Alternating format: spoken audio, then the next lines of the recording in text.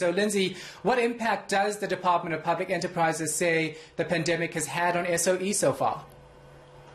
Shahan, they've gone through each of the major SOEs and almost none of them have been able to carry on with operations as one would expect during this lockdown.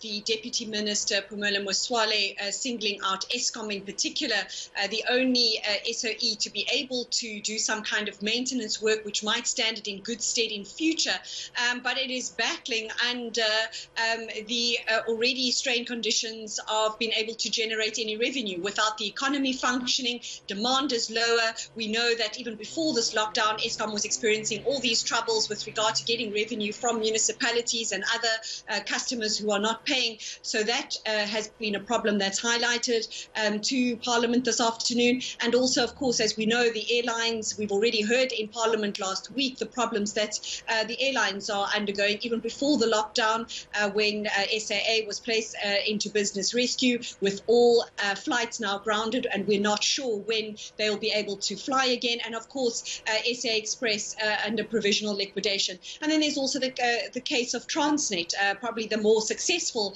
of the country's state-owned enterprises, but with no cargo coming in and leaving the country, they too are going to struggle to make revenue targets. Let's take a listen to the problems that the Deputy Minister told Parliament, Eskom in particular, is experiencing during this time.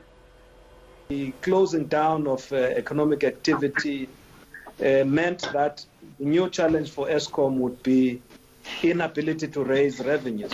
You would know that the intervention there was attempting to secure a proper restructuring and ensuring that the finances can be properly managed.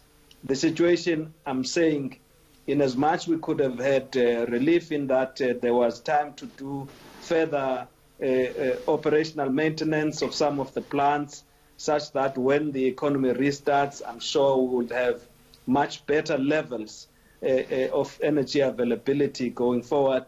But the reality is that the financial position has somewhat been weakened in that there hasn't been any the loss of revenue, companies closing down, individuals suffering, having difficulties paying, and I know some of the municipalities continue to have difficulties to pay Eskom.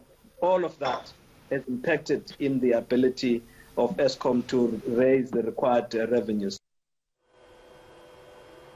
So we have Denel again not able to pay staff. The future of airlines still uncertain. What's the department's recovery plan going to look like? That's just it, Shahan. We don't know.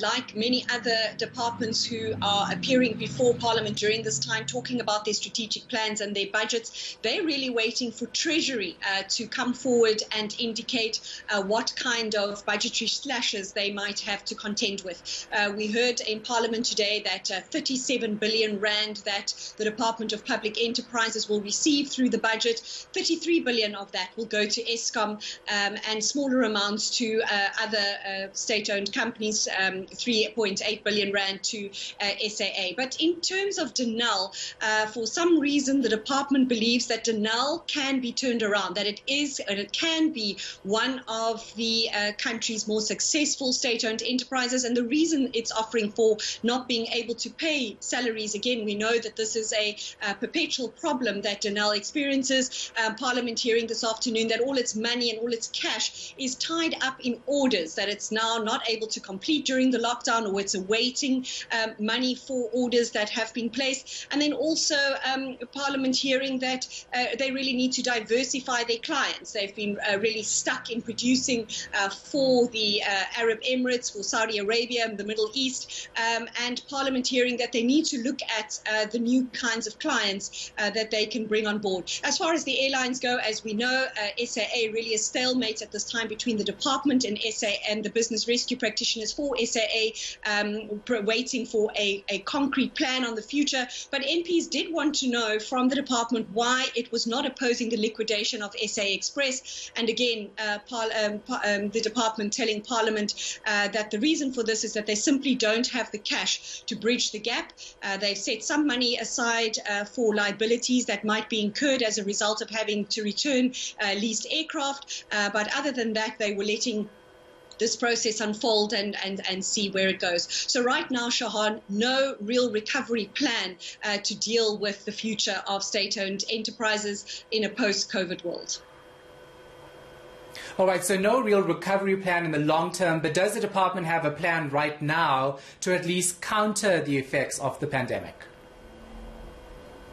Well, as we've heard from the Minister, Eskom should be possibly in a better position when the economy picks up again in terms of being better prepared, that they'd have better maintenance work done, that they might have a better or more supply of energy supply. But as for the airlines, as I said, that is just anyone's guess right now what will happen. Even if the airlines are saved, there's no telling when they will be able to fly again. As for Transnet, really reliant on getting cargo back through those ports. As I said, one of the more successful state-owned enterprises, the only one to turn a profit. And the Department of Public Enterprises itself pointing out this afternoon that in the new dispensation, government has not been able to start any new state-owned enterprise. And really, it needs to look at gaps as to where it can start new state-owned enterprises, although not really entertaining conversation from MPs about which ones they might seem to shut down in the future. But certainly it has great plans for Transnet,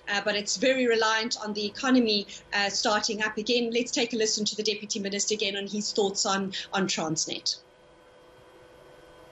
Going forward, improving the operations in our ports, but that has also been impacted by the fact that there's been less cargo into our shores. The companies are producing less, and therefore the activity in our ports has been reduced quite significantly over this period of time.